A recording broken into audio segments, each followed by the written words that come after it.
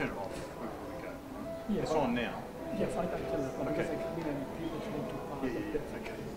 In summertime, but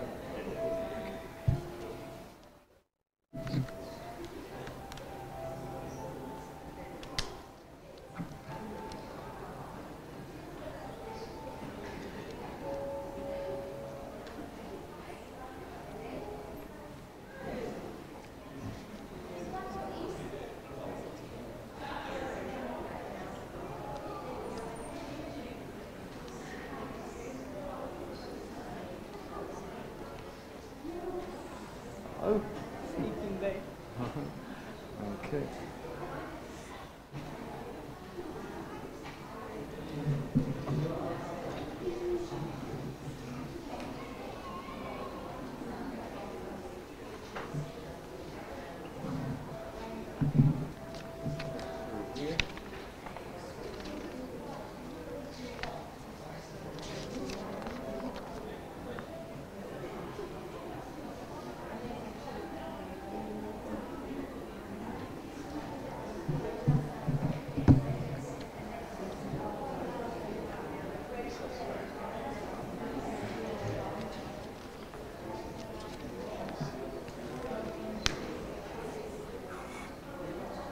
Test, test, test. Okay. Test. Testing. Test. Test, test. Testing, testing, testing. 1, 2, 3. Testing, testing. Testing, 1, 2, 3. Testing. Okay. Thank you.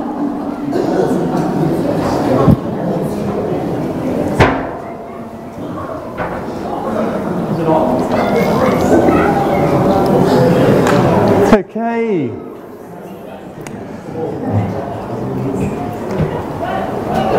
How are we? Good? A bit cool tonight, isn't it? We've got these heaters on here. The aircon's on. Reverse cycle. Okay, just wait for a couple others just coming in. And then we'll start. Just give me a minute.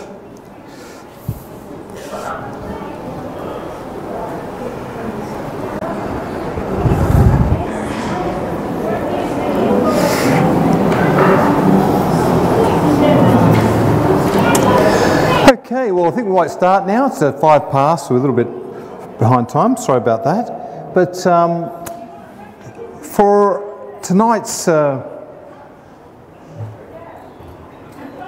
presentation and tonight's presentation, we're going to go on from last week dealing with the immune system. Before I do though, let me just ask firstly, who's here for the first time tonight? Anybody? Oh well, you are, yeah.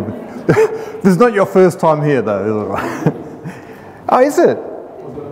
Oh, for cooking? Oh, really? Okay, well. Yeah, Brother Stephen's a local church member here. First time tonight at our cooking demos. Well, welcome along. So everyone else, welcome, and I trust you'll gain a blessing as we go through our demonstrations tonight. As you know, before we do, we start with a prayer, and then we all go through a presentation on an aspect of our health. So let's just ask you to bow your heads as we invite God's blessing upon us tonight. Gracious Father in heaven, we thank you so much for your love and mercy to us. We thank you for providing us this opportunity where we can come aside here tonight and consider the wonderful things you provided for us in the plant kingdom to sustain our health, and not only to sustain our health, but to give us good health and also to recover our health if we are suffering from disease. So we ask you now to bless the presenters tonight and everyone here, and we ask this in Jesus' name. Amen. Tonight I'm going to go through rest. Last week we looked at our food and its effect it can have on the immune system. Tonight we're going to look at rest and the vital role it plays with the immune system. And this is really a key component to having a fresh start with our health, is looking at rest. Firstly, I want to ask a question, is why do we sleep? Why do we sleep? Who likes to sleep? Yeah? We all like sleeping, right? Yes. I like sleeping so much, I just can't help myself. Even when I'm driving the car, I'm falling asleep, you know. And maybe that's a sign that I'm not getting enough sleep, you know. Maybe that's a real problem. But why do we need sleep? Well, primarily, it's during sleep that our body repairs its cells and muscles. Okay, so we need to take the sleeping time for rebuilding, rejuvenation. Also, during our sleep time, our bones grow, and our body also makes very essential, important proteins we need for the building blocks of our cells. The body also releases hormones, and it's also the opportunity, with all that happening and all that going on, there is waste products produced. And so the body takes care of the toxic waste during our sleep hours as well. So not only that, but the body also restores energy. Okay, you're feeling a lack of energy? Sleep is a great way to restore your energy levels. Okay, sometimes we think we're going to get a lot more done if we can stay up longer, stay awake longer, but the energy level depletes and it becomes really inefficient, doesn't it? So it's important to restore our energy, and sleep is the primary mechanism in our body to do that. Now, what happens when we sleep? Well, when we go into a deep sleep, our blood supply to the muscles is increased, and thus it allows recovery. More nutrients go to the muscles, more waste is taken away, recovery takes place. During our sleep, our body temperature decreases, and thus it conserves energy. You know, it's not burning so hotly, conserving energy, focusing on the rebuilding and restoring processes. Also, cellular activity decreases, again allowing the tissue to rebuild and grow. And during sleep, our growth hormones reach peak, particularly in our deep sleep, maximising the restorative and growth effects of sleep itself. Also, I mentioned there's deep sleep. Our body goes through two main phases in sleeping. Two phases. And these phases repeat 4 or 5 times during the night. These phases are called REM, and simply it's what's observed outside of it. You don't know that when you're in REM sleep, but an observer can see when you're in REM sleep. One of the primary indicators is rapid eye movement. Your eyes are closed, but your eyes are rapidly moving, and so this is a primary indicator that you're in the REM sleep state of sleep. And then there's non-REM sleep, which is when there's no rapid eye movement. Okay, so it's very simple. REM sleep and non-REM sleep. And as I said, 4 to 5 cycles per night, 90 to 120 minutes each. Now, I'm not sure how they do it, but anyone here got a smartwatch? Smartwatch or a Fitbit, anything like that you wear? And anyone worn that at night? And if you wear it at night, you can actually track. They're not that accurate, but they give you some idea of when your body enters into the sleep mode and how long, the REM sleep, and how long it stays in the REM sleep, and then when it comes out of the REM sleep. So they're not, they're just a rough approximation of those cycles per night, but you can get an idea there if you have a smart watch of what your body is doing at night. Now, the most important of those 2 cycles is, which one do you think it is? Who knows? It's the REM sleep, most important. In the REM sleep, it's critical to memory retention. During REM sleep, there's a lot of vigorous brain activity happening. You don't realise it, but it's happening. And that's where a lot of neurons are firing, and what they're doing is they're taking the memories of the day the short-term memories, and they're converting them to long-term memories by forming new neural pathways to store those memories along. So when you wake up in the morning, you can recall those memories because there's new pathways have been restored to preserve them. If you don't have that happening, you forget what you learnt the day before. So often it's good when you're studying something new, studying for an exam, have a good night's sleep, because you're going to remember everything that you've just sought to retain. So that's what happens during REM sleep. As I mentioned, the specific neural connections are formed, creating a tangible framework for our memories. So REM sleep and sleep in general is good for memory retention, right? And if we have poor memories, maybe one of the problems is we're not getting enough sleep. Yeah, so that's a good indicator. Now, how much sleep do we need? Well, it varies by age. Some of us might think, oh, we need about 16 hours sleep a day, yeah? I wish, someone says. I wish. Well, an infant does, because what's happening with an infant? What's happening with an infant, particularly in those first few months of growing? Oh, I just gave it to you there, didn't I? Growing, isn't it? Those first rapid growth is taking place. Their body weight is increasing at a phenomenal rate, more so than ever in its life will it increase during those first months from coming out of the womb. And so the baby will sleep. And when it's sleeping, its body is rapidly growing. Okay, the cells are growing, everything's happening. So that's why it needs that 16 hours a day on average. Teenagers, they need about 9 hours per day. Again, they're growing not so much as an infant, but they do go through growth spurts, and they'll need a bit longer sleep than perhaps you or I would need. And then as adults, well, we as adults need 7 to 8 hours per day. And these are hours that are produced, or that have come, they've come to the conclusion of these hours just based on studies that have been done. There was a 22-year population study that showed sleeping less than 7 hours per day increased the risk of dying by 21% for women and 26% for men. So if you're getting less than 7 hours, maybe you might be a little bit concerned about that. And I realise now that, wow, if I was putting this together, I'm thinking, I think I'm going to get my 7 hours sleep, at least my 7 hours sleep, if I want to increase my lifespan. And in fact, it was shown that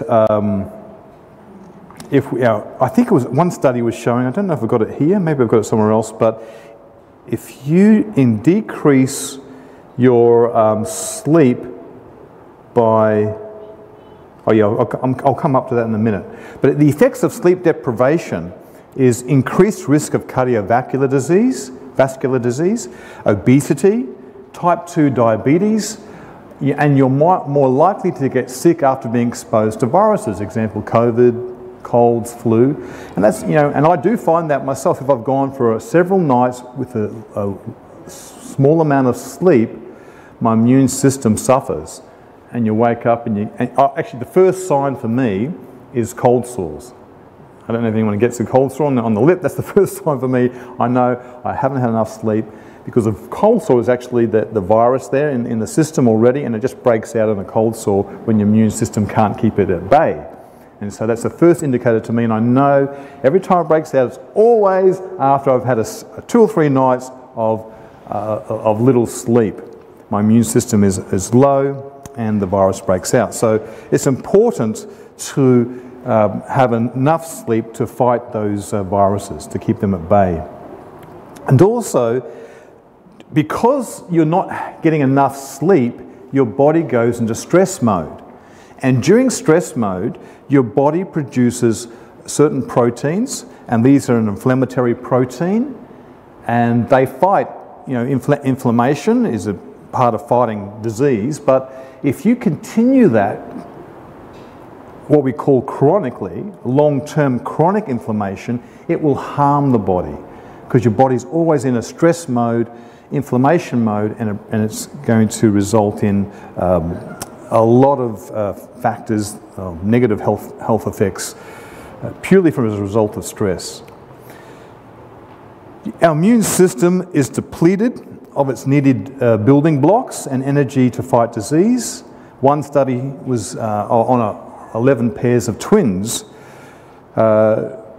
examined what was the effect of depriving one twin from sleep and allowing the other twin to have an adequate amount of sleep. And what was the effect on the two? Well, what they found was that those with the shorter night's sleep had a depressed immune system compared with their twin who had adequate sleep. And so the optimal sleep, as I mentioned already, 7 to 8 hours, no less than 7. That would be the ideally. As I mentioned, one study, where we lose 3 hours sleep a night reduces the effectiveness of the immune system by 50%. Okay, so important to have that sleep at night. I want to look at now this hormone, melatonin. As I mentioned, or just said there, it is a hormone. It's a key hormone in regulating sleep. Who's heard of melatonin? Yep, heard of that? I know I first heard of it from a radio program when I was living in Melbourne at the time, and it was just discovered, or probably more so the research had been done and now being published on how melatonin affects the body cycles, what we call the circadian rhythms in the body. An Australian scientist, this is back in the late 80s, early 90s, he had rigged himself up with the hormone melatonin and with a automatic injection apparatus on his stomach.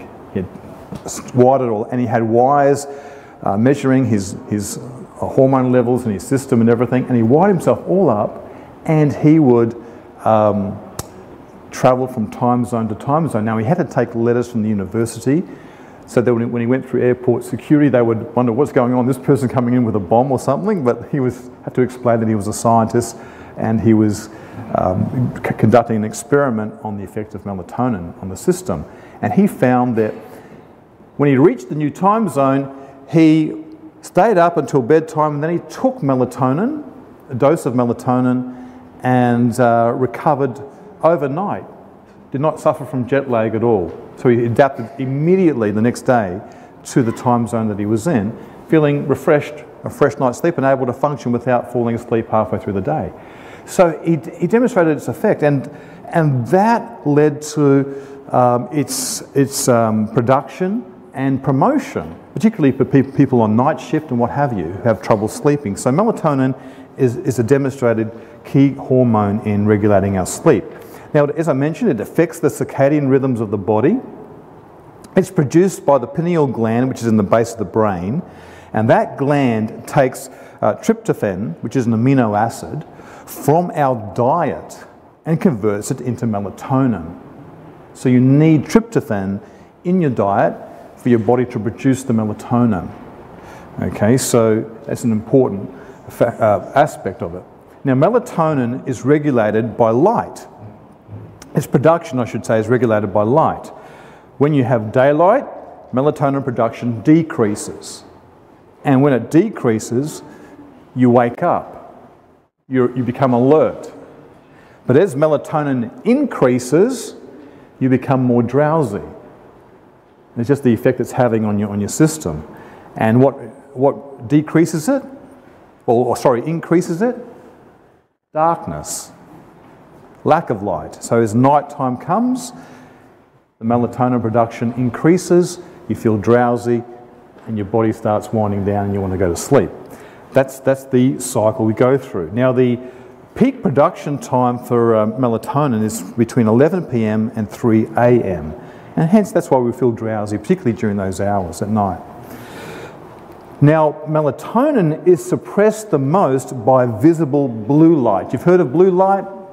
Okay, blue light, where do we find that? Well, in the sunlight, our smartphones, TVs, and video monitors, and LED lights.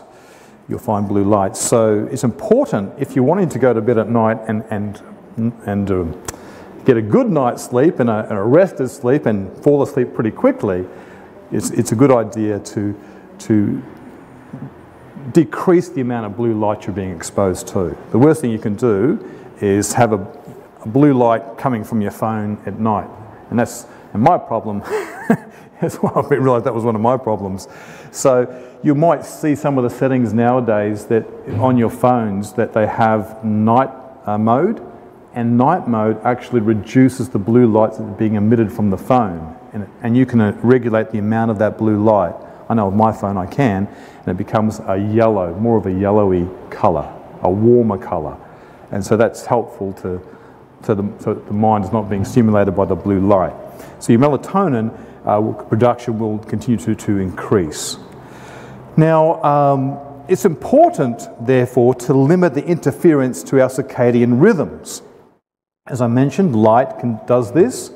Also, large time zone changes. Remember, the scientist I mentioned, he was actually conducting his study by doing just that, going from one country to another, subjecting his body to large time zone differences, and then seeing what effect melatonin had upon that. So large time zone changes will affect your melatonin or your circadian rhythms and because of the melatonin production due to the light and darkness, etc. So the time, also your time of exercise and your time of eating. So what disturbs the circadian rhythm? Well, what can happen when we disturb the circadian rhythm? If it's sort of continually being disturbed? Well, there's an increased risk for type 2 diabetes, obesity, certain cancers, and memory loss, as I mentioned before, mood disorders, depression. All these things there's an increased risk for all of these things when we disturb the circadian rhythms of our body in a long-term way. All right, so just keep that in mind. So we want to then therefore limit the interference to our circadian rhythm. And so it's important to do this. So how can we do this? Well, remember, light. Let me just see, I've already done, sorry, I just want to see something here.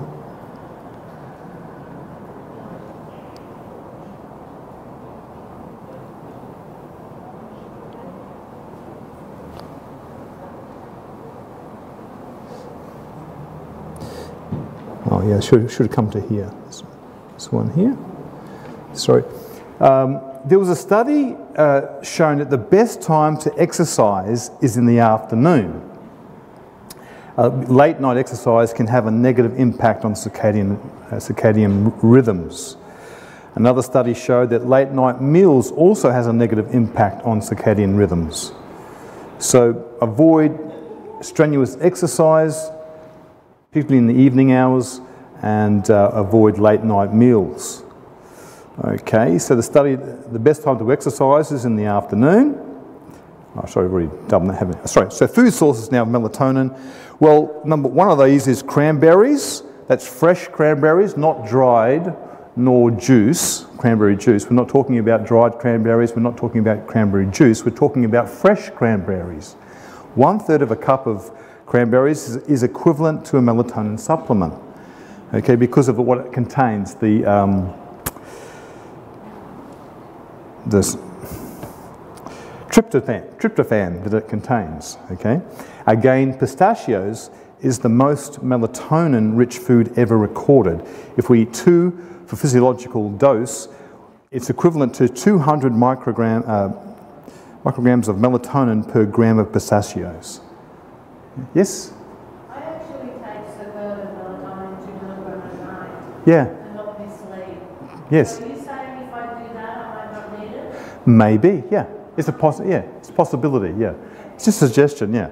You could try that, because I've taken melatonin as well, especially when you're travelling and you want to, you're all out. I've taken melatonin, but as I've read this, I'm discovering some of this information myself as well, so I'm thinking I'm going to try some of this myself, but see how it goes. But just 2 a night and see how that goes. Okay. Before I go that, I just want to touch, before I come, I want to give you 10 tips on how we can reduce or how we can improve our sleep quality. But before I do, I just want to touch on this. I don't have the diagram to show you here, but it's important to balance our daily sleep and wake cycles. Okay, the hours for sleeping and the hours for awaking need to be in balance. It's a common belief that people can adapt their sleep to their lifestyle and work schedule, thinking if I go to bed late, what? If you go to bed late, what do you think? I'll catch up on sleep later, right? I'll catch up on sleep later. Okay, but the following scenarios portrayed by the Harvard Center, Harvard Sleep Center, demonstrate that such beliefs are false. Scenario 1 was a social jet lag. A college student went out and partied with his friends until late at night, but he thought, no problem, I'll get caught up with sleep by sleeping late the next morning. Well, does that work? Well, after sleeping in, he had a great reduction in his sleep drive, but also the timing of his internal clock had changed. You see, when we're awake, our body's alert, and there's what's called a go signal. A go signal. It starts when you wake up, and that go signal gradually decreases as the day goes on. Okay, so it's there when you wake up, and then it decreases as time goes on. Now, his go signal did not begin rising at the time that it should have. As a result, there was a shift in the rise of the alerting signal, causing it to lag behind the rising sleep drive. This causes the alert signal to turn off later during the day, making it difficult to fall asleep at a reasonable time. And this shift in our internal clock causes the alerting signal to turn on later during the following morning, and thus makes it hard to wake up the next day. So you're going to sleep late at night, I'll sleep in there, and then you're still, I can't get to sleep the next night, then you're finding it hard to wake up. All right, so this is a problem there. Another scenario is working in the night shift. Any night shift workers here? Okay. Well, I know my dad did night shift for about 10 years, and it says it takes 10 years off your life, when you do night shift. They're probably right with that. So according to the Centers for Disease Control, in 2004, about 15 million Americans worked the night shift and slept during the day. The question is, are these people getting proper rest? How does the body cope with this? Well, what happened is the biggest problem with night shift work is that there is a misalignment between the individual's working wake schedule and their biological circadian rhythms. On the weekends, when not on the job, these workers have a more normal schedule. Unfortunately, the misalignment between their sleep and wake signal continues. The misalignment also distorts their sleep cycles, and as a result, the night shift worker never gets enough restorative sleep. Other studies on sleep reveal that there is more to getting good night's sleep rest than melatonin alone. For example, a recent study showed that exercising late at night, I already mentioned that, can have a negative effect on circadian rhythms. So there you go. So just with those particular ideas about social jet lag or night shift, while you may get away with it here and there, doing it constantly will have a negative impact on your circadian rhythms. So that's important to keep this in mind. Now, 10 ways we can improve our sleep quality. Number 1, exercise daily, not heavily within 3 hours of bedtime. Eat a light evening meal. Have regular times for bed and waking up. 9 p.m. bedtime is ideal. We're not going to get that tonight because we're all here tonight, right? But generally, the most efficient sleep is between 9 p.m. and 12 midnight. You get your most efficient sleep done. Because when you first go to sleep, that's when you go into the deepest REM sleep. It's the longest REM. And as you go through the cycles, the REM periods decrease as the night goes on. Okay, so the darker the night is, and the longer the cycle of the REM is, the better it is for your body. Yeah, so that's why going to sleep at midnight, you're going to get some REM sleep, but it's going to be less of it because the light sunrise comes and you start waking up and you haven't had enough of the REM sleep during the night, and you wake up groggy and tired. in summer in particular. You know, winter maybe not so much, but summer in particular. Okay, so avoid napping or if you do nap, don't take a brief nap around 2 in the afternoon. Take it at 12 noon. Why? Because 12 noon is the brightest time of the day. And if you have a nap then, because it's not going to really affect your REM sleep that much, or sorry, your circadian rhythm that much. All right, and only do it for 20 to 30 minutes. Okay, refrain. Actually, there's there's some places that they started to have downtown. I know it was in Brisbane. I think it was maybe in Sydney as well, where executives can go and have a power nap for their lunch break. They can go and they go into this think of a gym, but instead of a gym, it's actually one of those recliner chairs, those leather recliner chairs.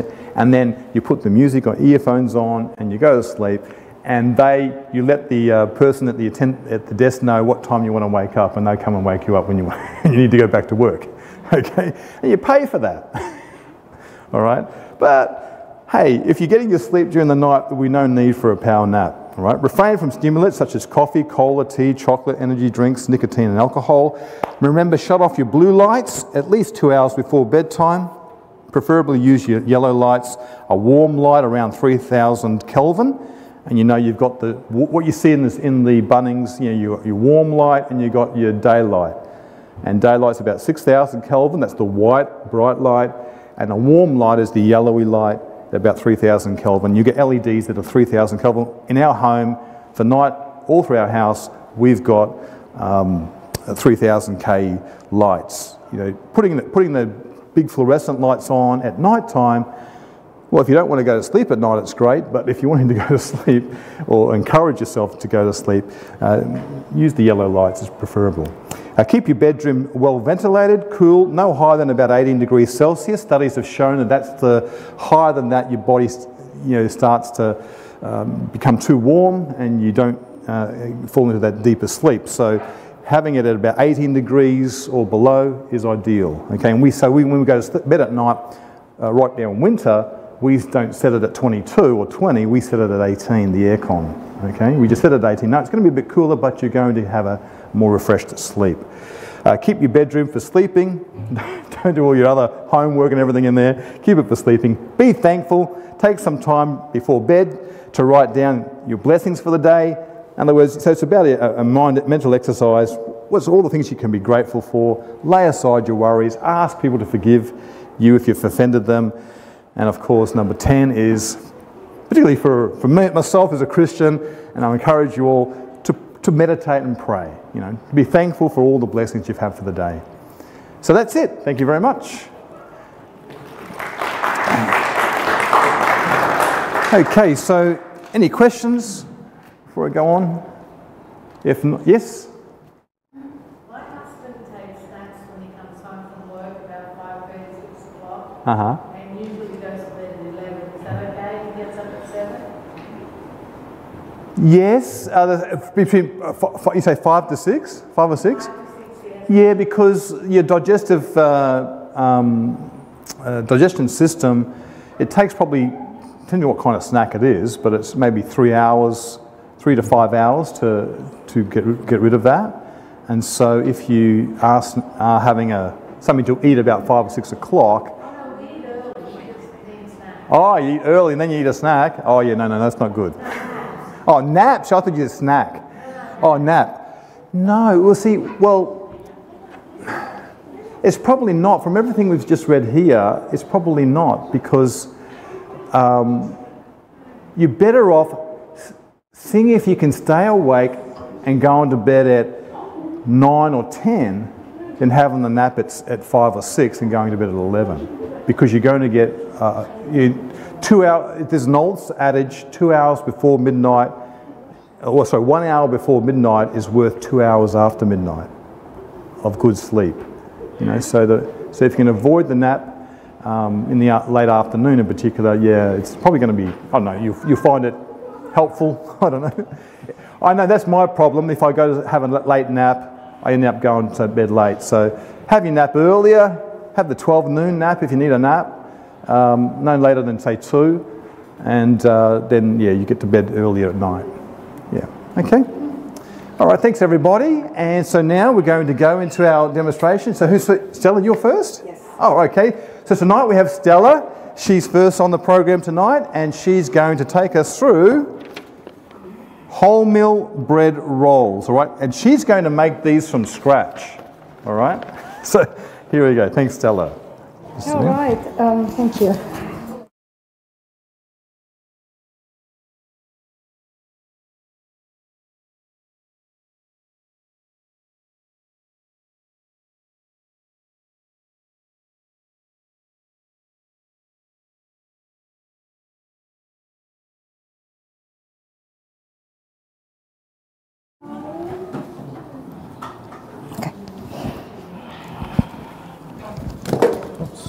That's okay.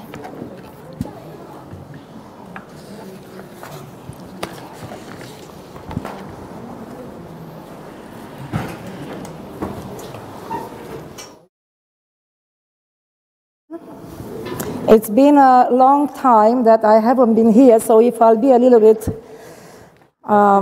yeah, please bear with me. I know what I'm doing, but I'm not a public speaker. So we're going to go straight into the recipe. After, I would like you to cooperate with me. I don't want to be the only one talking here. So, shall we eat bread?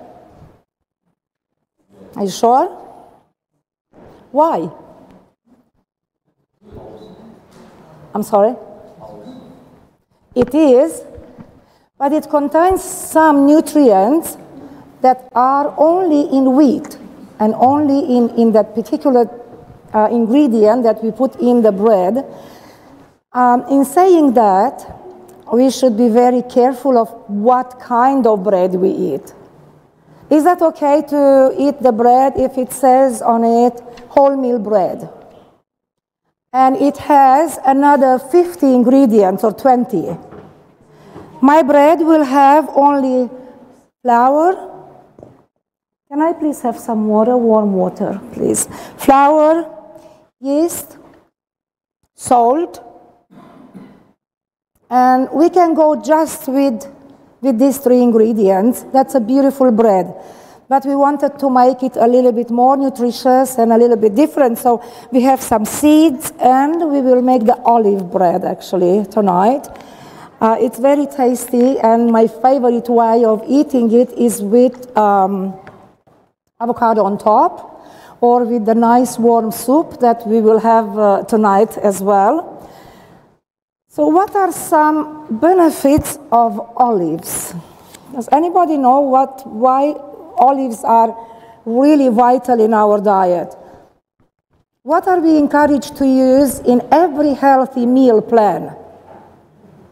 What kind of oil? Olive oil, cold-pressed olive oil. And I didn't really know, I didn't look into it that much until today, that the olives may improve your heart health, encourages the health of the arteries, contains oleic or whatever, oleic acid, which can potentially lower the bad cholesterol and balance somehow the cholesterol. Okay, boosts the fiber in our diet because the fiber-full fruit or veggie, whatever you want to call it, contains vitamin E, which actually protects the cells from the type of damage that can increase the risk of diseases like cancer and Parkinson, decreases inflammation, prevents arteriosclerosis. So it's a lot of benefit in a good slice of bread. As they say, there's a lot of religion in a slice of bread. If we make the right bread, and if we may eat the right quantity, because if we eat a lot of good food, it's going to produce something that is not as good in our body. So I'll go to the recipe. If you have your recipe there, I'll just quickly go through the process. So I mixed here. I have the mixture of the wholemeal and white flour. Sometimes at home I make it just with wholemeal flour. And I don't mind that it's not that fluffy and that puffed up, but I know it is healthier. Because once you take the bran out of the wheat, it's less nutrition, almost zero nutrition. So I have here the flour, I have the salt, I have the yeast, and I have the gluten flour. Now probably this is a bit controversial. Why do I put gluten? Because in these days they take away the gluten from the flour, and it just doesn't rise, and a little bit of gluten is healthy for your gut. It's nothing wrong with it. So I'm gonna mix this one thoroughly. If I don't go exactly according to the recipe, please forgive me, but it's gonna be exactly like that at the end. And now I will put the seeds.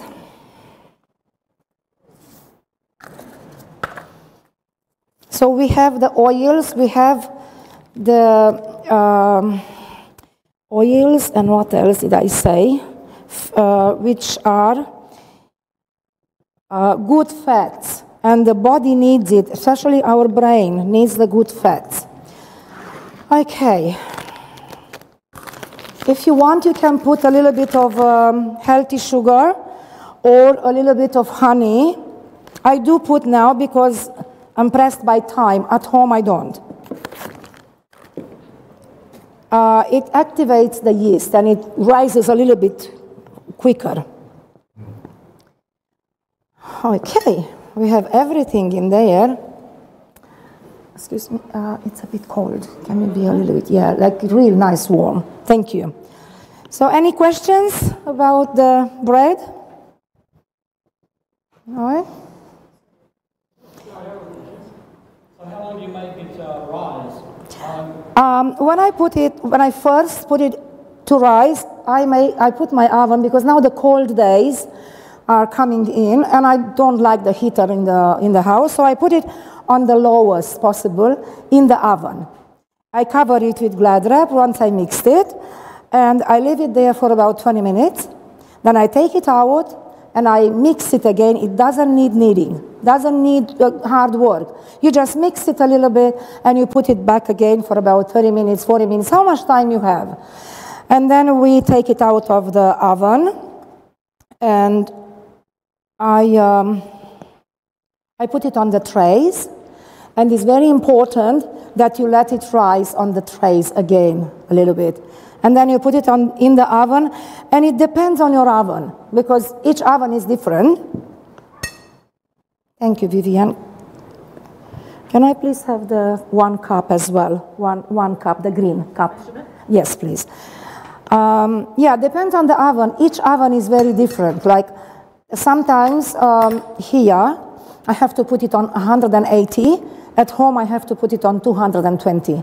But after about 20 minutes, you just reduce the heat a little bit.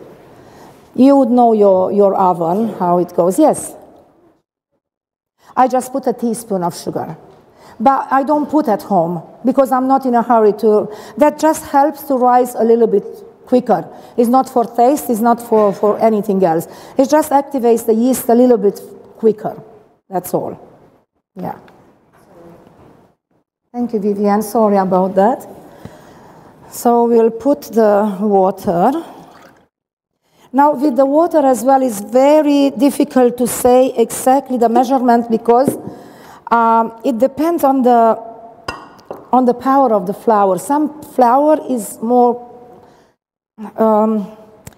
sits together easier and quicker. Some flour it's just loose. So I put there about 2.5 cups, 2 to 2.5. Sometimes it needs 3 cups. So I can't really say exactly how much you would. Probably this will need about 3 cups. And I will put my hand in it, because it goes in the oven, and doesn't matter that I wash my hands, but it doesn't matter that I mix it with my hands, because it's gonna go in the oven at the end. So I did an alteration, as you see.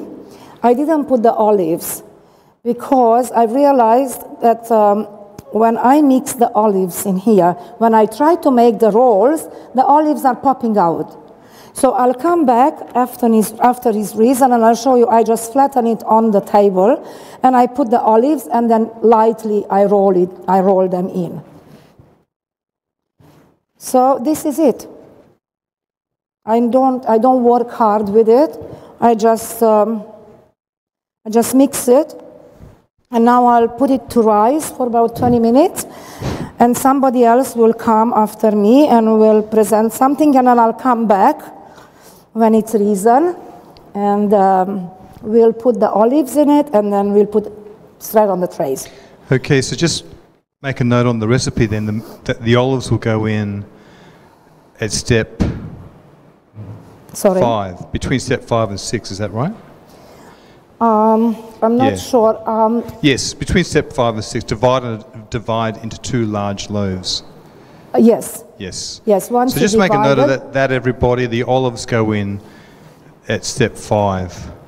Yeah. Once you divided it, then you put the olives on. Then you will see how I'm doing it. So I'll see you a little bit later. Thank you, everybody. Can you please help me put this? And so I'm going to clean my hand. You'll be back. I'll be back probably in 20, 30 minutes. 20, 30, once it's risen, yeah. Yes. Okay, great. If you can please take this away.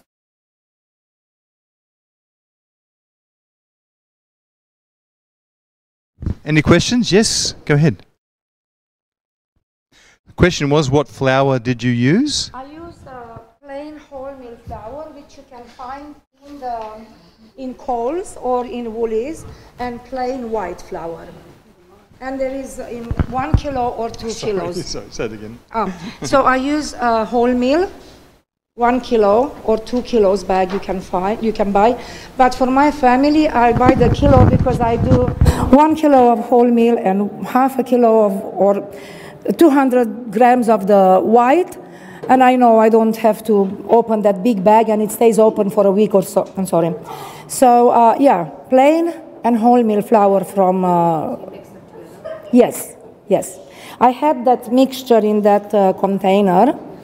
Was 700 grams of wholemeal and 300 grams of white.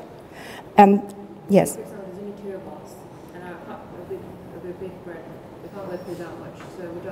You put it in you slice it up, put it in the freezer. When you take it out, it's almost even nicer. You can toast it. It's beautiful, like fresh. Yes. So what was that, sorry? I said, do you want to make such a big batch? Just half the Oh, yes, yeah. If you make a big batch, you can halve it and freeze. You can halve it in here, or you can make it and just freeze half of it. Yeah.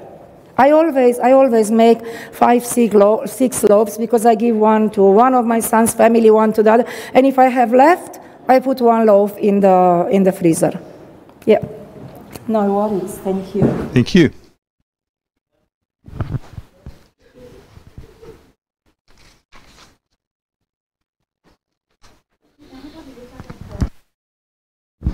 Okay, thank you. And next we have this one here, Bilotti bean soup, is it? Yep, Bilotti bean soup. And we've got Rosetta, who's going to demonstrate that for us tonight. Thank you, Rosetta.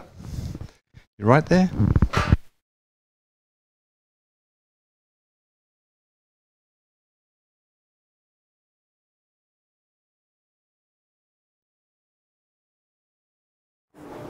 Did anyone end up trying any of the recipes from last week?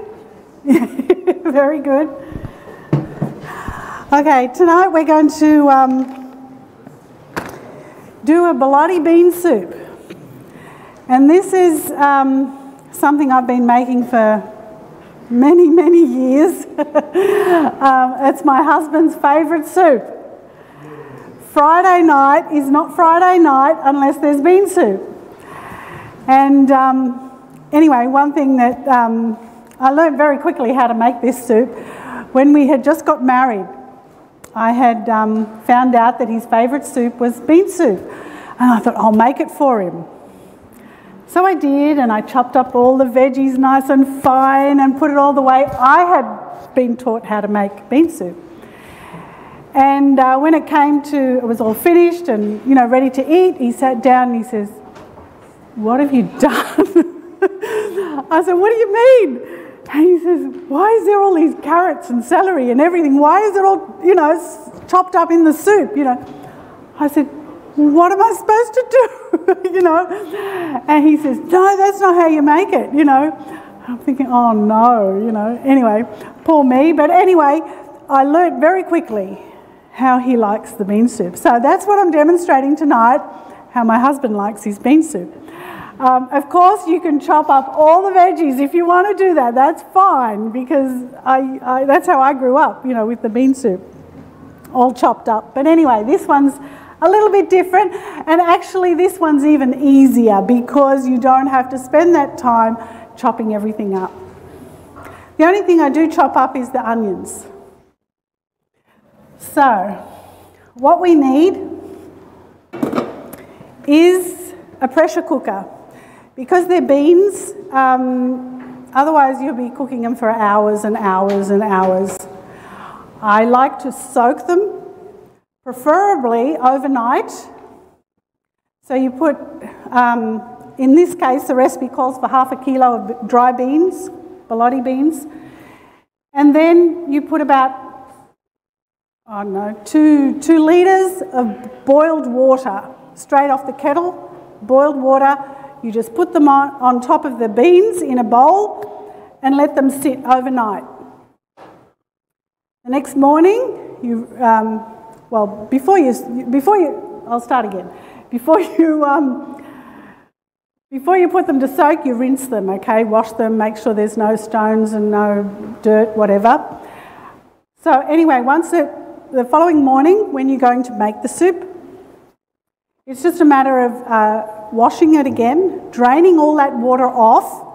The water will be brown, and it's just a matter of, you know, washing the beans.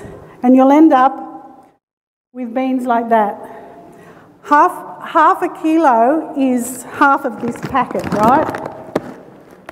Half of this packet is the dry bean, and that's half the packet. So it swells up quite a lot, okay? So once you can also use a slow cooker if you want to use if you have a slow cooker and not a pressure cooker, you can use that. I've done that as well. And it takes virtually all day to cook, you know, you just leave it and it does its thing, you know. My daughter doesn't have a pressure cooker, and every time I go there, I always have to make sure I take beans with me, because my husband wants his bean soup.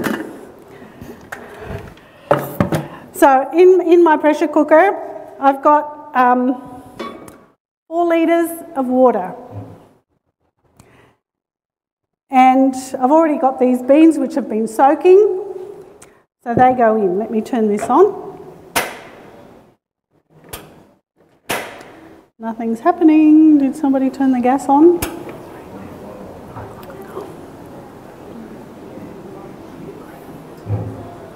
Yeah. I can hear it, but nothing's happening. Ooh. It's on now, that's for sure.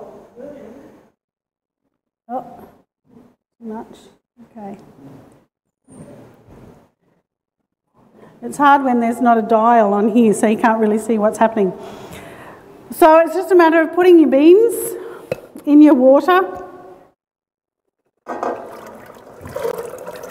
And these have obviously been drained. Thanks, Viv. And then we add our vegetables. The easiest thing, the only thing I don't put in now is the parsley. 2 sprigs of celery, washed, in the pot. Carrots, I use about 2 medium carrots. These are quite small, so I've got 3. I always peel them. Some people don't. I always peel them because sometimes I feel that the skin can be a little bit bitter. So I'll peel them tonight, which is an easy job. And you top and tail them. Can you get me a knife, please, Viv?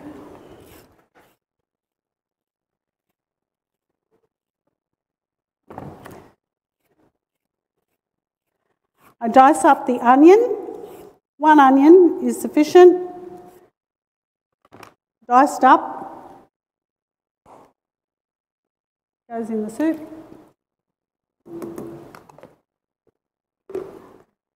Take the top off. Take the bottom off in the soup.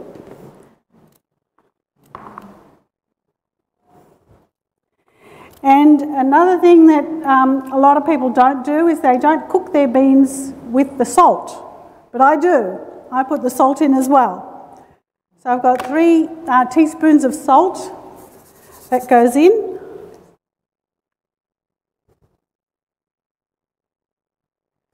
And now all we have to do is cook it. So what I'll do, I'll transfer this one over onto this one.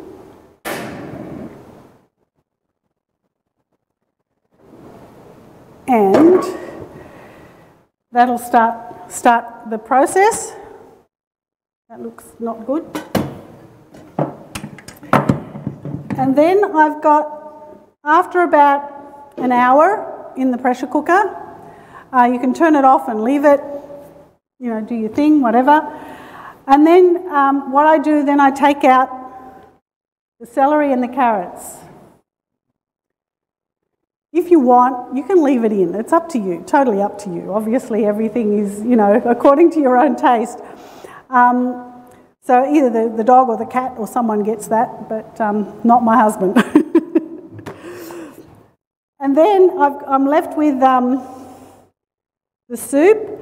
The beans are quite soft. They have to be soft and starting to fall apart.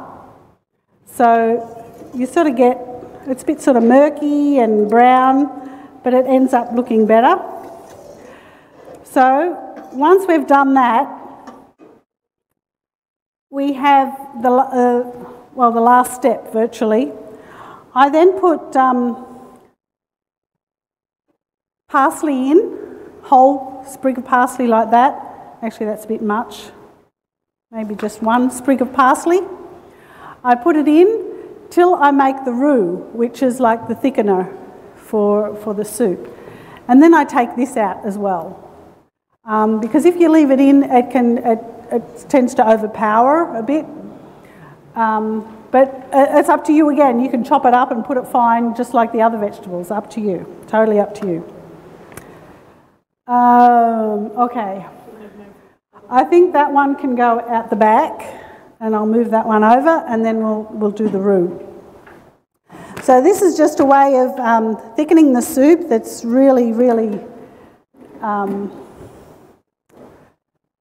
gives it flavour, and it thickens it a bit so it's not runny. It's sort of nice and thick, soupy. So I'll transfer this one over onto this one. So you don't usually have 3 pots, okay? This is just for demonstration purposes. A small fry pan or saucepan, and this is the fun bit. We have oil. In one of these containers is oil. They should make the lids clear too, so I can see what's in it. So I've got about 1/3 of a cup of oil. Goes in here. Crushed garlic, 4 to 5 cloves of garlic. And that's when the aromas start to come and it smells so good. And then I add flour, plain flour. If you're gluten-free, you can add gluten-free flour. If I know some people that actually put a potato in the soup when they're cooking the soup, and they blend that up. And then instead of using flour, and it thickens the soup as well if you don't want to use flour. So I put the flour in, and it starts to bubble and sizz a bit. Can you smell it? Smells good. And then the last ingredient is paprika, just sweet paprika. You can use some hot cayenne or something if you like as well. And it's just a matter of that, and that's it. Then what we do, we add our sprig of parsley, just put it into the soup. We put our roux into the soup. Then you need to bring the soup back up to the boil, because once you take it out of the pressure cooker or open the lid on the pressure cooker, it cools down a bit. So you need to bring it back up to the boil, and also that helps the flour and everything combine so that it doesn't have a raw taste.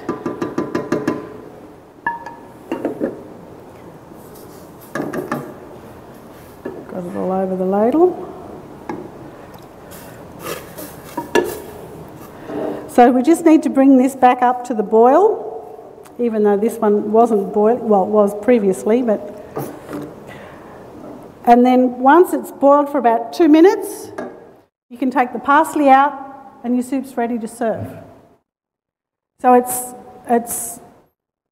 waiting time more than cooking time, okay? The cooking time takes an hour, but you've got to soak it previously, but there's not a lot of work involved with the soup, right? It's very yum, and it's very nutritious because beans are very good for you, as my husband will tell you. And I love it. I mean, you know, Friday night when it's fresh, it's just beautiful with some nice toasted bread, or I don't know if anyone here likes onion salad, but it teams really well with an onion salad, which is just, you just slice up some onions, a bit of salt, you squeeze it all together, and that takes the bitterness out of the onion, a little bit of oil, and that's it. And that complements that soup perfectly. And that's it, that's the soup done.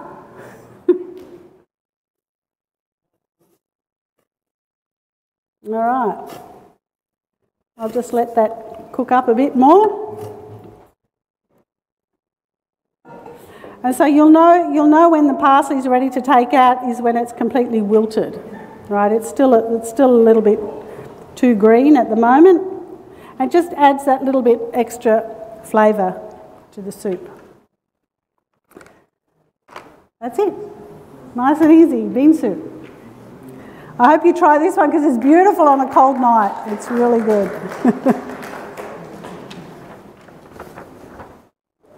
Okay, who's next? Vivian.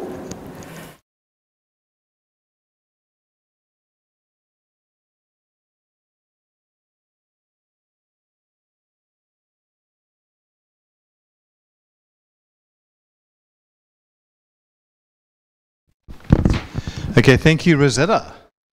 And don't go away because we do have some samples coming out of what Rosetta just demonstrated there, so they'll be coming soon. Thanks. And thanks, Vivian.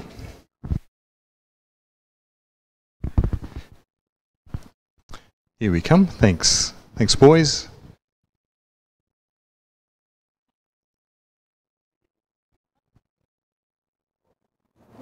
Yes, okay, now we're on. Oh, yes, let's not cook the mic cable. Hi everyone. I'll give you a moment to taste your soup before we get started on the next one. If you can't tell, I come from a wok family with the onion salad and the garlic and the, you know, I put the onion salad in the soup. That's how you do it. And then you dip bread in. Oh, it's great. If you don't know, this is my mum and that's my dad, just in case no one didn't get the family tree. And when she talked about her daughter, she's talking about my sister, so I don't get a mention. What do we think? This is my childhood. This is my Friday night. My dad has eaten it every single day for his entire life. Mum will make it Friday and he'll eat, like she makes the big pot, It'll go all week, and she cooks a fresh batch on Friday. He has it breakfast, lunch and dinner every day. I don't understand.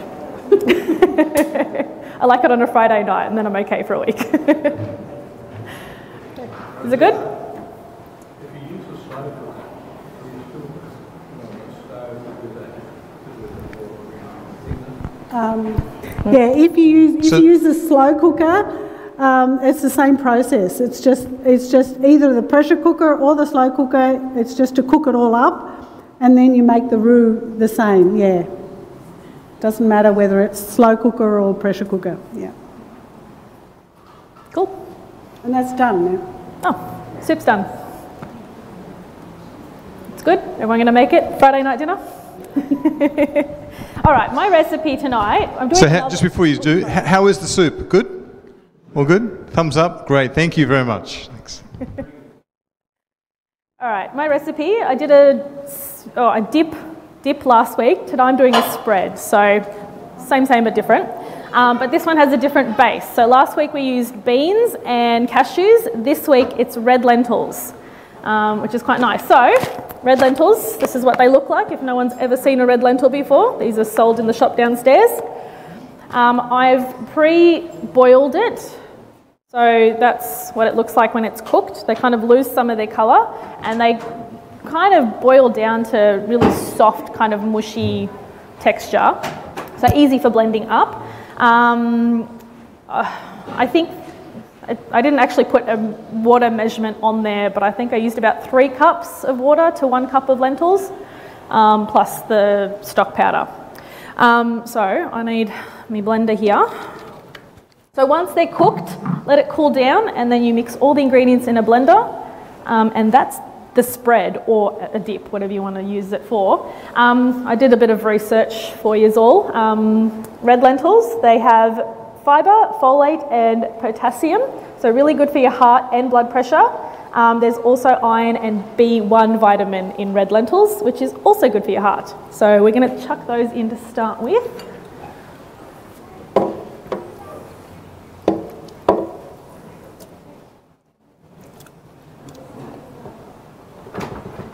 That's red lentils in. The other ingredient that's going to give this a whole lot of flavour is some sun-dried tomatoes. So these are our sun-dried tomatoes. Some of the oil in there as well. You can use as much oil as you like to flavour it. It also helps it blend up. So I also learned sun-dried tomatoes are high in lycopene, which is an antioxidant, and it's more highly bioavailable, which means your body absorbs it easier in sun-dried tomatoes than it does from fresh or tinned tomatoes. So there's something for you to know. Then we've got lemon juice. We've put juice of 1 lemon, but again, to taste, up to you how much lemon you like. Small lemon, big lemon. Oh, hang on, I don't want to spill that, okay. Lemon juice. Then some cayenne pepper, a bit of a kick. Again, leave it out if you don't like it, add more if you do. But I didn't put a measurement on there because it's up to you how much you want. I like a little bit of spice, so we'll add some in there. And cayenne pepper is good for digestion and circulation. So that one's a good one to have on the menu. Savoury yeast flakes. So I used this last week and I didn't actually know what it was. So I did a little bit of research again on this one so I can tell you all what savoury yeast flakes are. They are inactive toasted yeast. It's the same yeast that you use for, it's like, well, the Latin name is Saccharomyces cerevisiae, something. But it's baker's or brewer's yeast. It's the same thing. And it's got B vitamins, zinc and iron in that one. It's an inactive yeast. Some resources that I looked up said it's pre-fermented, so it doesn't keep rising. So they just use heat and they treat it. That then, parsley, we're going to put that in for some flavour. And some greens, you can't really see it in there once it's blended up. And a little bit of rosemary. I probably won't use that whole thing because I did a test of this and I put a whole of rosemary in it and it was overpowering. So we're not going to put a whole lot in that one. And some salt.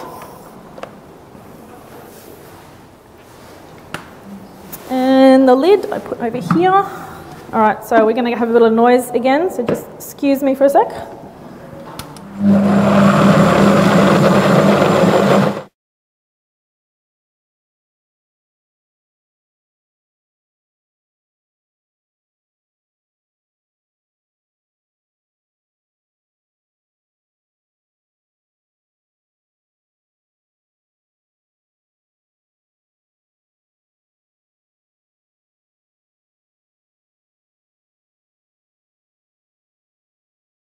Doesn't like the parsley stems.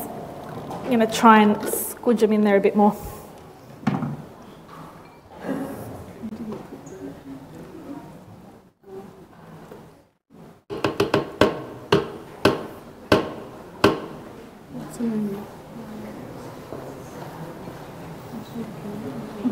Yeah, no, it's okay.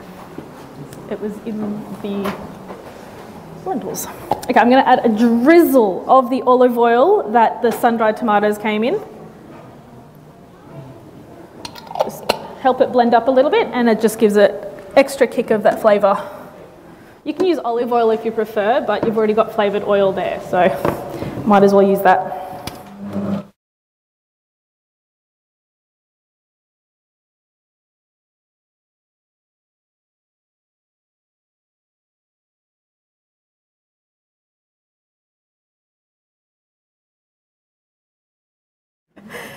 If you have a really good blender, it's not going to have an issue with the stems. Oops, stuck there. But yeah, that is the spread, which you'll get to try now, along with Stella's bread. So she'll come out and show you how she finished that off, but you get to try those together there. Okay, that's the olive bread. That's the olive bread. With your spread on top. Exactly. Lovely, thank you. There you go. I won't tip it all out because there is stem in here.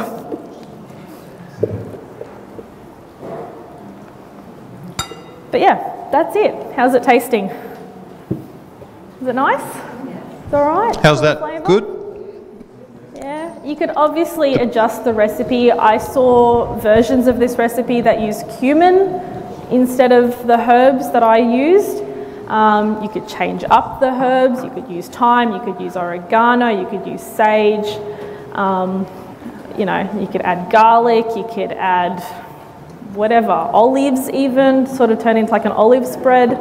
But yeah, your base is the red lentil, so it helps give it the body, makes it filling, and helps make it creamy as well. So yeah, super simple, really easy, and I'm hoping tasty. Good. All right, perfect. I'll go and fetch Stella to come out here and she can, oh, wonderful. All right, beautiful.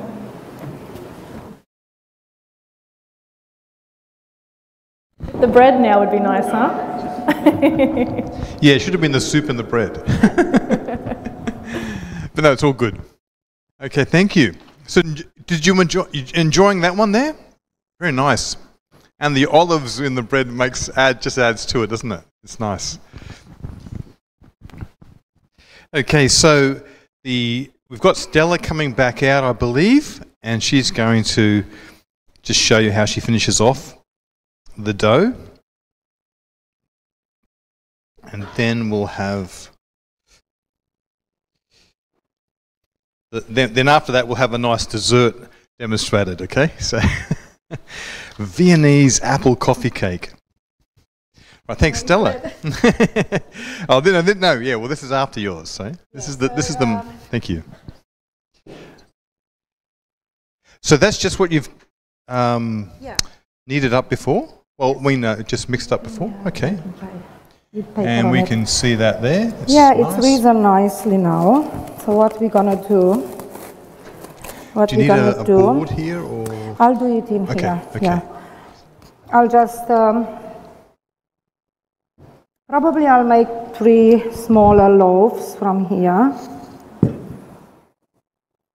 I had some bread, some water as well. I usually put a little bit of water on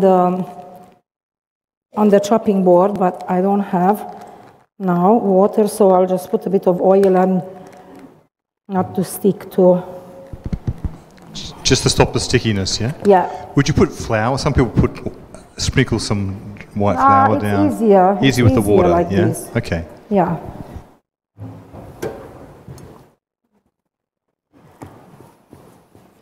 I will flatten it a little bit.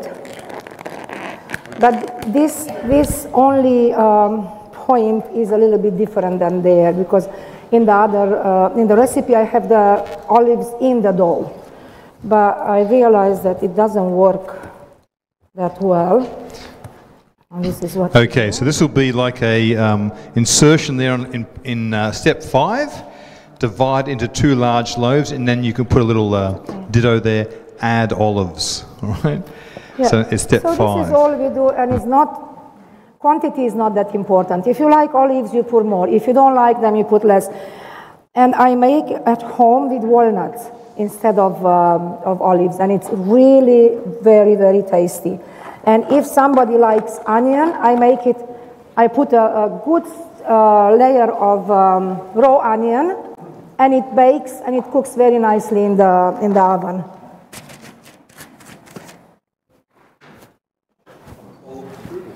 Yes, olive strudel.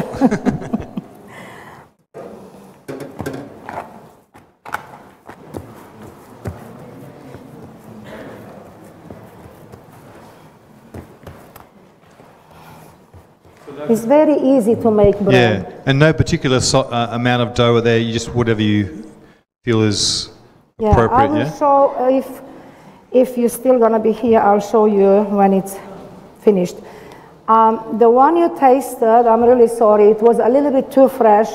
I should have baked it an hour earlier, but it just happened. So you're dividing to 3 small loaves by the looks of it there? Yep, yes. Okay. And I will make from that just bread rolls, because the recipe is with bread rolls. Okay. So this is the olive rolls? This is the bread. Oh, the bread? And this will be... The buns. Yeah, little buns. Okay, little rolls. Just to save the time for the other ladies, I will just make it without olives, just like this. You just can put a little bit in the middle, and then you just roll it up. But as I'm telling you, my favorite is with walnuts. We just didn't want to use nuts tonight.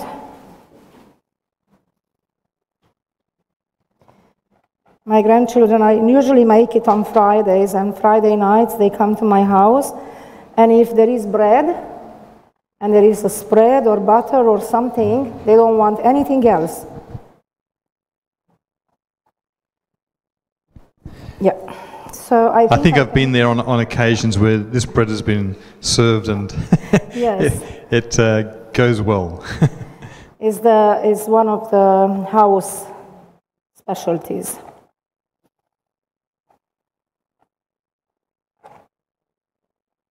You make stuffed bread with olives. Yeah, I'll make a couple of them without, because my grandchildren that are helping serve, they don't like the olives. So just a question, and I always find this a challenge when I've ever tried to make bread, is the temperature of the bread while it's rising. Where do you keep it? Where do you put it? Very low. Very low. Very low, just under 50. Under just 50. To be nice and warm. So you put it where, in the oven, do you? Or where do you? In the oven, just under 50. I mean, to be honest, at home, I put it on a pillow, and then I cover it with a blanket. That's what I'm doing. Yeah, that's what we used to do. Yes, just cover it with a blanket. And I put mine on the esky next to the fireplace. Yes. So The problem with that was it was a plastic esky, and the esky, the fireplace melted the esky. Yeah. So I couldn't do that anymore. Yeah. So a little bit of creativity and. But that's essential for the yeast to rise, isn't it? Yes. The warmth. If it goes too cold, the yeast won't rise. It's going to be very. But this one, I'm sorry, was too fresh. I could feel when I. If it was half an hour, only half an hour, would have been much better. But. Sorry, which one was that? The one that we've just served? I just baked it this evening here. Yeah. And I came a little bit late, so I didn't have enough time to cool it down. So Yeah. I'm sorry? Thank you. Yeah, it was still nice. But I mean, it was the right texture and everything, yeah? Thank you very much, and I hope you will try it. It's very easy. It's just need it a little. Don't have to knead it. Just mix it a little bit. And so on top there, that's the flax seed, is it? What have you put on top there? What seeds? Whatever you. That's just decoration. Decoration, yeah. But yeah, what were they? I put chia seeds and sesame seeds and a bit of paprika. Paprika. So whatever you have at home. Sometimes I do some little cut in it. Whatever. Thank you. I think I'm gonna go. Oh, you're going. Thank you so much. Thank you. Yeah. Okay, we're going to bake this one now, yeah? We can... So next now we have the... I think this is the...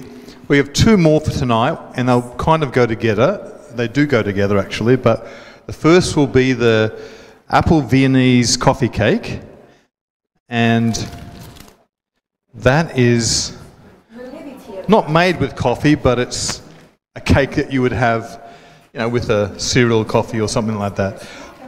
We don't drink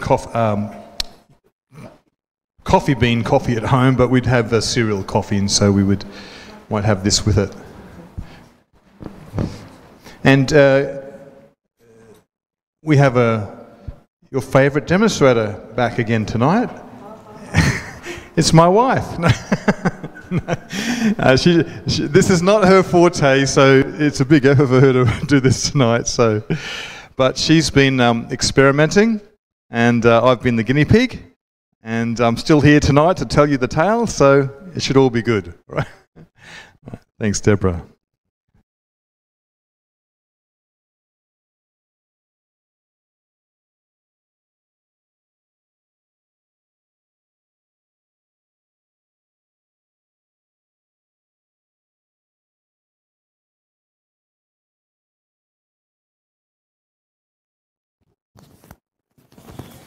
This probably needs to be higher up because I don't speak loud. That's right. That's right. Okay. Hello, everyone. Now, what I'm demonstrating tonight is called Viennese apple coffee cake, and it's inspired from Vienna, Austria. So it's kind of like a European coffee cake, and I've kind of combined a couple of recipes together. My mother used to make an apple cake growing up, German apple cake, but it wasn't vegan, so I've taken some ideas from this cookbook, and it's called a Viennese apple coffee cake in here, but the base is the base that my mother uses for her apple cake in a vegan. Okay, and we have that cookbook available downstairs. We have that one downstairs. Yeah. So the rest of it is coming from there, but the base is kind of my mother's revised for a vegan recipe. So we'll start out with, there's three parts to this. There is a base, there is a topping, a filling, and then a crumble topping on the top. So the trick is going to be to figure out which things are where. So starting out with the base, and okay, I've got that. Okay, so I start out with a half a cup of oil. You can do probably a little bit less if you're wanting to not be so much oil. So I used rice bran oil because it seems to have less taste to it. Doesn't come through in the cooking. Yeah, it's a milder flavour. And then instead of sugar, I used maple syrup, and I used the equivalent of what she would have used in sugar. I used in maple syrup, and it actually tastes nice with maple syrup. And Paul was looking up maple syrup and found that it has a lot of benefits to it. You know, it has a lot of good things in it. Yeah, it's more nutrients and trace elements there in the maple syrup than in the sugar. And I'll have to find the list I got for it again. I forgot to make a note of it tonight, but it does have also a lower GI index than sugar. So if you have diabetes and you... It may still be too sweet for diabetics, yeah, but maybe, but you can for those of you who try. are more sugar conscious. And Yeah. I've also, in this recipe, used coconut sugar. Coconut sugar also has a lower glycemic index. So I've got some vanilla now, and I'm just adding those 3 wet ingredients, and then I'm going to give it a little bit of a mix. And then what I'm going to do next is, instead of an egg, I'm going to use... By the way, that's 100% maple syrup. It's not the maple syrup it's not the maple flavoured syrup, because that's pure sugar with the flavour. This is 100% maple syrup, yeah. So instead of the egg, I'm using no egg, which is an egg replacer, and we have that in the shop as well. So what you basically do is you take a teaspoon of the no egg, and then you take 2 tablespoons of water, and then you whisk that up. So it's just kind of a rough whisk, and it kind of thickens a little bit. Doesn't completely get the lumps out, but I actually use the whisk in the beginning when I'm doing this because it's a little bit cleaner. So I guess they're going to serve you while I'm demonstrating, which is fine. So I'm going to use the whisk because now I'm going to add the flour, and I've taken wholemeal flour and I've sifted it because it gets a bit more of the bran out, but doesn't take all of it out. You still got the bran, but some plain flour is bleached. This is not bleached. So I'm going to put that straight in at 2 cups and 3 tablespoons, and then I have 2 teaspoons of, this is aluminium-free baking powder, which we also have in the store. And I also sift that, and the reason I do is because I hate getting lumps of baking powder when you've baked something and you bite into it. It tastes like the baking powder, so I've sifted that. And then I give that a good mix with the whisk a little bit, and it's going to get too stiff, so I'm going to have to get rid of the whisk in a minute and use the mixing spoon. When you're finished mixing this, it's going to turn into kind of like a, almost like a biscuit batter. And this is my base for the cake. So I spread all this down on the base of the cake.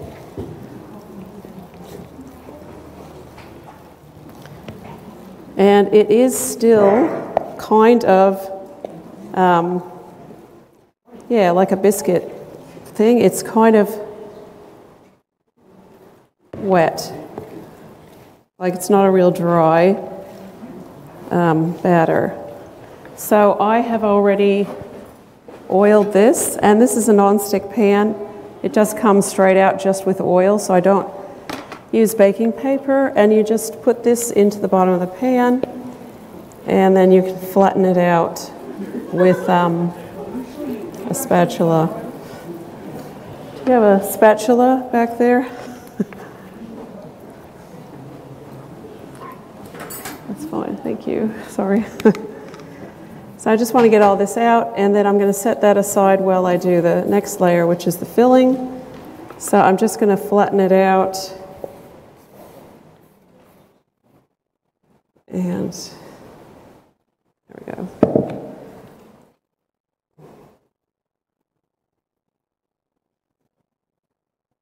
So I don't know if you realize what you're eating on the top is a coconut whipped cream. You could probably see from the last recipe in your book.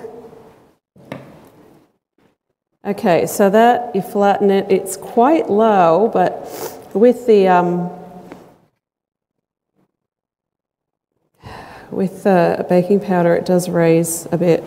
So now what I want to do is the apples. So it's just like that. It's not very high, and the oil in the pan is moving the Maybe around a little bit. 20 mil height, 2 centimetres, maybe? 1.5? Less. 15, 1.5 centimetres, yeah. Okay, so for the filling, I have my pot here. I'm going to need that bowl again. So I don't know if somebody can bring that back. So let me find my apples. Okay, so I've taken 2 apples. I used Pink Lady apples. If you use Granny Smith's, which a lot of people use for cooking, you might need more sweetener, but I haven't put much sweetener in the apples at all. So I've cut them lengthwise, just in quarters and then lengthwise, and just pop that in your pot. And then, oh boy. So they're fresh, yeah? Those apples are fresh, yeah? Fresh apples, yes. And so like Rosetta said, what's in my thing?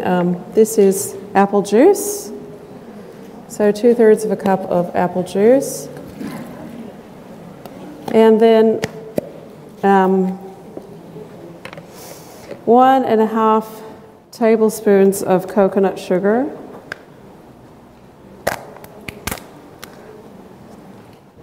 And then half a teaspoon of cinnamon, or if you don't eat cinnamon, you can use coriander powder, and 1/4 teaspoon of cardamom powder. And then you take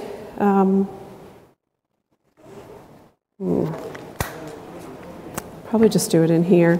Then you have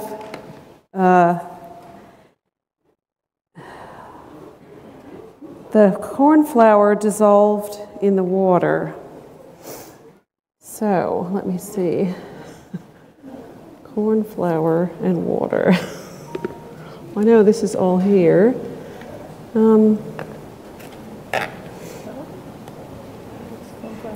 Does it?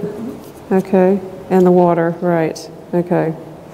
So I'll just mix it in this one. I just need a spoon. So you just dissolve that in the water.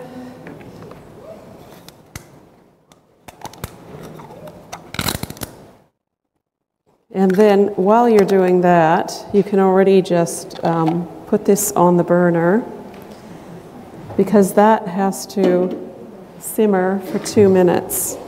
So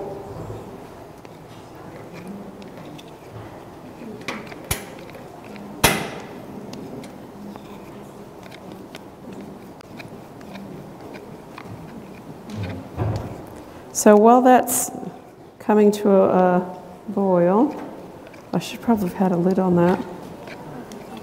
Anyways, I'll leave that and keep going. So what I'm going to do is, that's going to simmer first, and I'll come back to that, and I'll start on the topping. So for the topping, this is what you'll need for one recipe. I've got a double recipe here, which I'm just going to blend. So that's what I already have measured out. But I found it's too much, the double. You'd only need one recipe. So I've got the wholemeal flour. I've got the coconut. And I've got the oats. And the salt. So what you do is you blend all of that up for 1 minute till it gets to powder. Okay, so let's...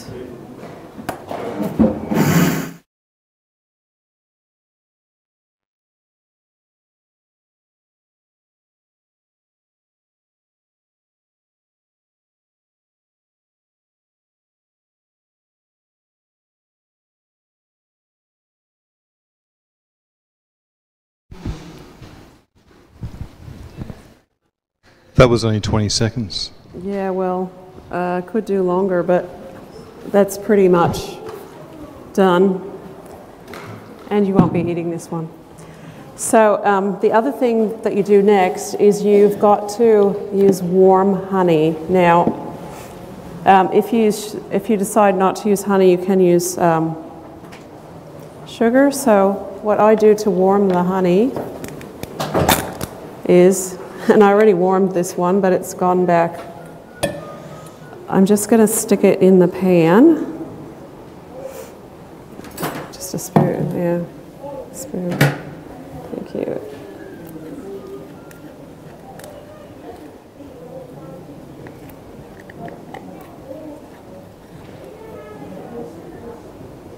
That's probably good enough. And then I'm going to just stick it on there. Because that's how I warmed it before. So once that is a little bit more runny, I'm going to put it back in there, and I'm going to just turn it on for a very short time, and it's going to make it into that crumble. So doesn't get too hot there for your fingers? I thought it might be, but it's not too bad.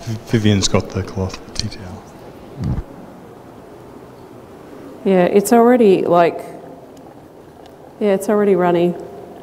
So I just will need that spoon, that one. Yeah. Okay, so I just put that back through.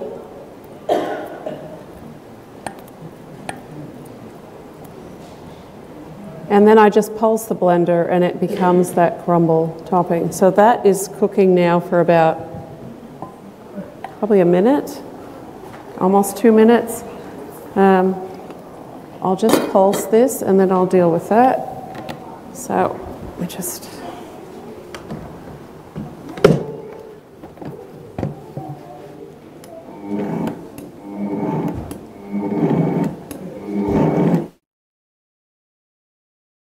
Your faster speed. Yeah.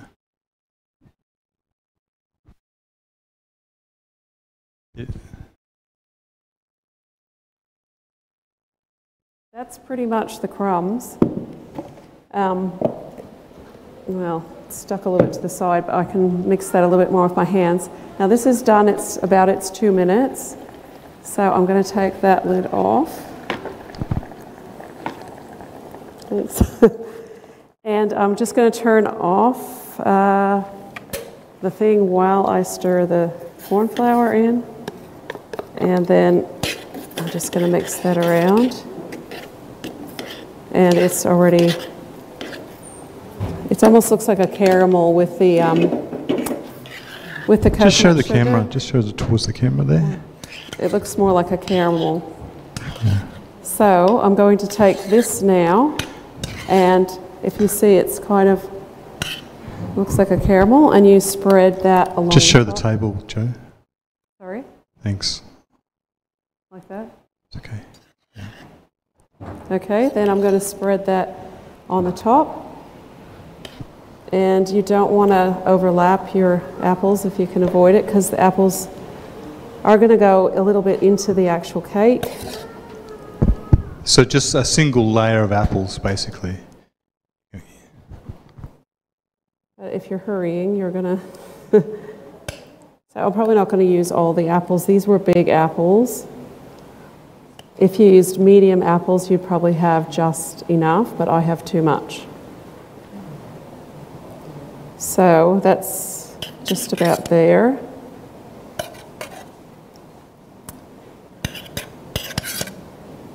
Okay, just maybe one there and one back here.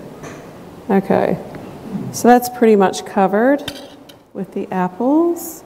I'll just put it here, it's fine.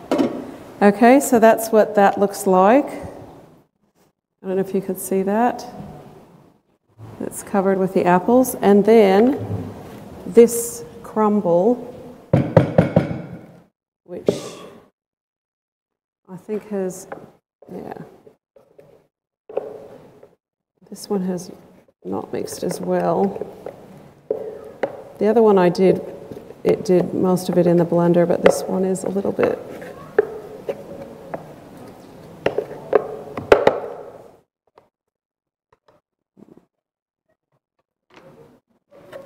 And then you're going to pour that on top of your thing. Now, this is too much because this is a double. So I'm just going to pour it lightly on there. And then once I've done that, I will stick this in the oven for 30, I think I said 35 to 40 minutes. Huh? What did I say, 40? Oh, yeah, 40. And 45, is it? 40 to 45. You just have to watch your oven because the oven in there was a bit hotter than my oven. So I turned it down a little bit on that oven. But that's about what it will look like before you stick it in the oven. And then when you come out, it's going to be more golden along the top. And after it comes out of the oven, I take a bit of coconut sugar and I sprinkle it across the top, and it gives it a really nice golden color. So that's basically the crumble. I'm just going to need a bowl for that. Yeah. So I might just... no. Which one? Oh no, I think I just need these two. Just take this one maybe. Yeah. Oh yeah, I don't need this one. Okay. So with the cream,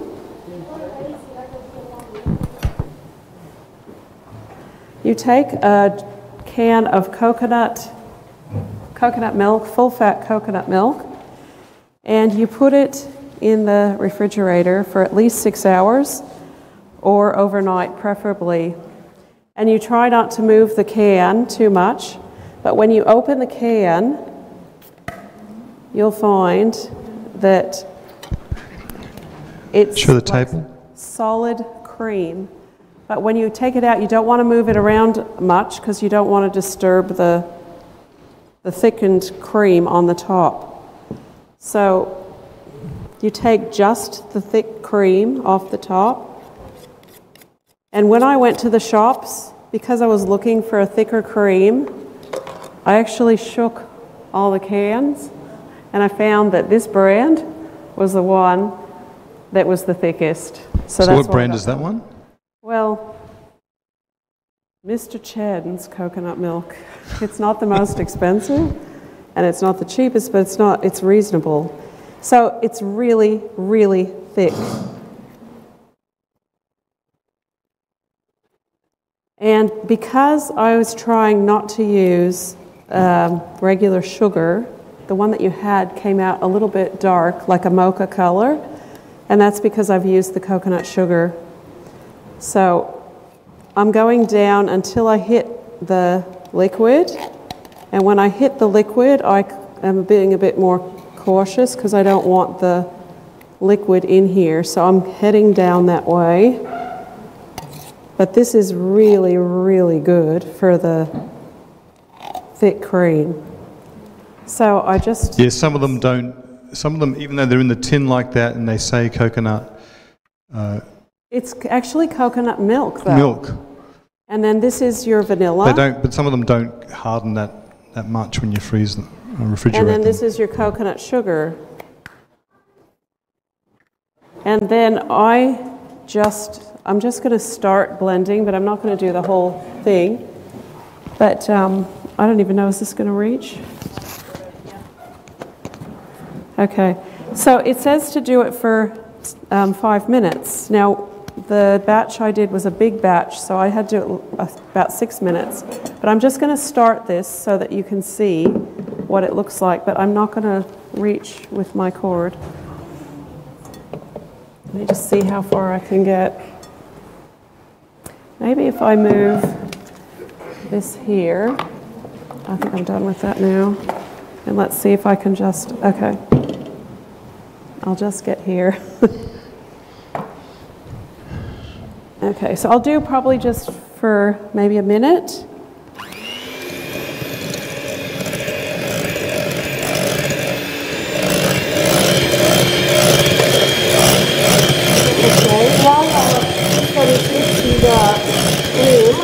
I just show you, this is how the wholemeal flour looks like.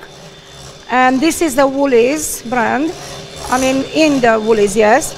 And this is the white plain flour. It looks very similar in Coles as well. So very efficient, very cheap, because one of these is $2, one of these is $1. So you make from $3, you make about 5 loaves of bread. Yeah. Thank you.